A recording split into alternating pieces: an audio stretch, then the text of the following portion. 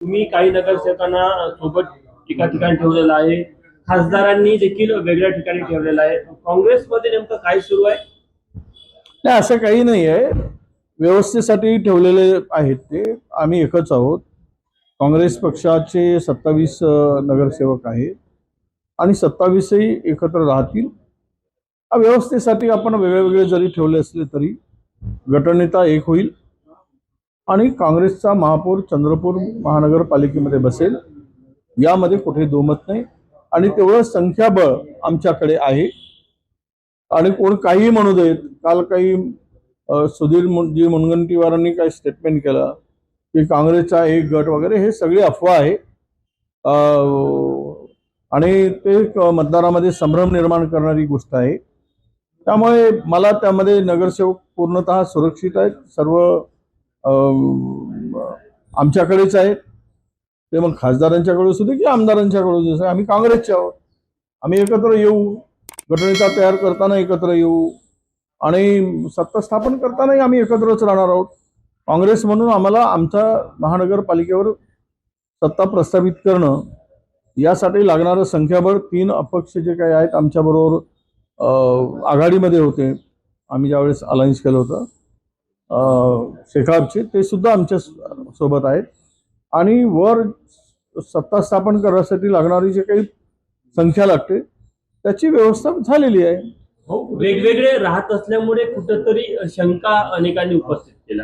नाही, शंका उपस्थित कोणाला काय करायचं ते करू देत.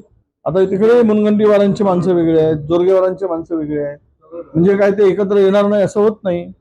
कालच जोरगेवारांची माणसं एका नागपुरातल्या हॉटेलमध्ये आहेत, मुनगंटीवारांची माणसं दुसऱ्या हॉटेलमध्ये आहेत, आम्हाला माहिती आहे. त्यामुळे ह्यामध्ये काही हे नाही.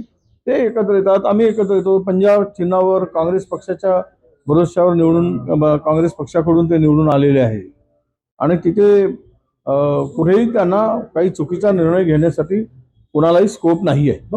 गटाचा गटनेता असेल तुमच्यासोबत जे नगरसेवक आहेत त्यांच्यापैकी होणार आहे का? खासदार मॅडम सोबत आहे त्यांच्यापैकी? नाही, आमचं असं मत आहे की जो सिनियर आहे, जुना काँग्रेस आहे, निष्ठावंत आहे, प्रामाणिक आहे पक्षाशी, त्याला गटनेता करावायचं असं आमची चर्चा आहे. त्याचं उत्तर मी दिलं आहे. भाजपचे नाही, उलट भाजपचेच नगरसेवक आमच्या संपर्कात आहे. त्यामुळे आमचे नगरसेवक त्यांच्या संपर्कात राहण्याचा प्रश्नच नाही दूरपर्यंत.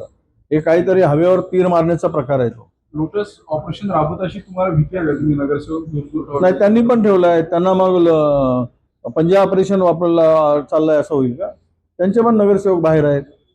शिंदे साहेबांचे नगरसेवक बाहेर आहेत. उद्या भाजपचे नगरसेवक बाहेर जातील.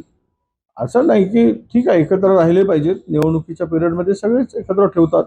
शिंदे साहेबांचे सगळे नगरसेवक एकत्र वावरत आहेत, एकत्र दिसत आहेत, जेव्हा की चंद्रपूर मधलं चित्र वेगळं दिसत आहे आणि त्यामुळे एक वेगळा संदेश चालला. जाऊ दे ना, हा संदेश निवडणूक होईपर्यंतच राहील ना. निवडणूक झाल्यानंतर संदेश संपेल. त्यामुळे आम्हाला माहित आहे की एकत्रितपणे राहून आपल्याला या निवडणुकीमध्ये काँग्रेसला सत्ता मिळवायची आहे आणि जनतेने तिथल्या काँग्रेसला हातात सत्ता देण्यासाठी आमच्याकडे त्यांनी मतदान केलेलं आहे. महानगरपालिकेच्या निवडणुका संपल्या आहेत, पण लाडक्या बहिणींना हप्ते मिळाले नाही.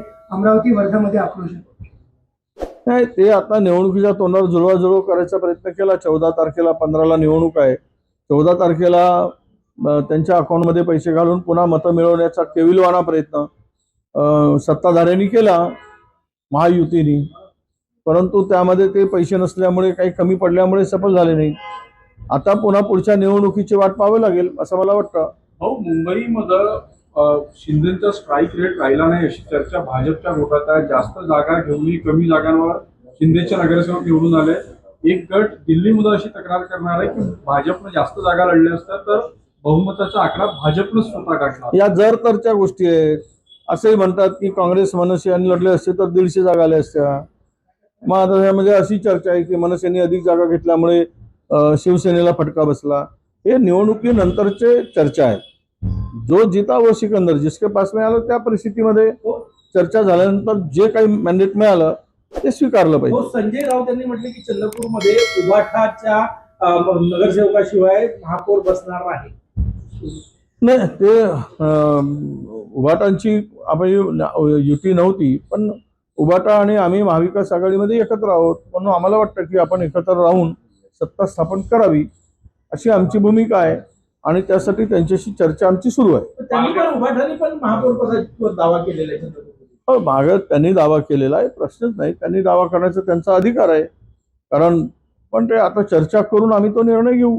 हो, पालघर जिल्हा प्रशासनाने वाहतुकी संदर्भात एक अधिसूचना काढली आहे. त्यामध्ये गुजराती भाषेचा वापर जे आहे ते करण्यात आला आहे. गुजराती भाषेचा वापर करण्यात आला अधिसूचनेमध्ये. महाराष्ट्राची अधिकृत भाषा मराठी असताना गुजराती भाषेचा वापर. नाही, ठीक आहे ना, चांगले आहे की पालघरमध्ये गुजराती भाषेमध्ये अधिसूचना काढत असतील तर त्याची सुरुवात सीमेवरून सुरतवरून पालघर जवळ आहे, हळूहळू ते मुंबईकडे येईल आणि महाराष्ट्राला गुजराती एक नवीन भाषा देण्याचा भारतीय जनता पक्षाचा प्रयत्न जो आहे त्यामध्ये ते सफल होतील असं म्हणायला हरकत नाही. त्यांची इच्छाच आहे की महाराष्ट्र हा गुजरातच्या इशाऱ्यावर चालावा, गुजरात भाषेवर चालावा अशी जर इच्छा असेल तर ती इच्छा पूर्ण होऊन जावी आणि त्यासाठी सुरुवात करून त्याचे रिॲक्शन काय येतात हे बघण्याचा कदाचित प्रयत्न असेल. खडा टाकायचा आणि वाट बघायची. तर भारतीय जनता पक्षाची भूमिका या संदर्भात आम्हाला नवीन वाटत नाही.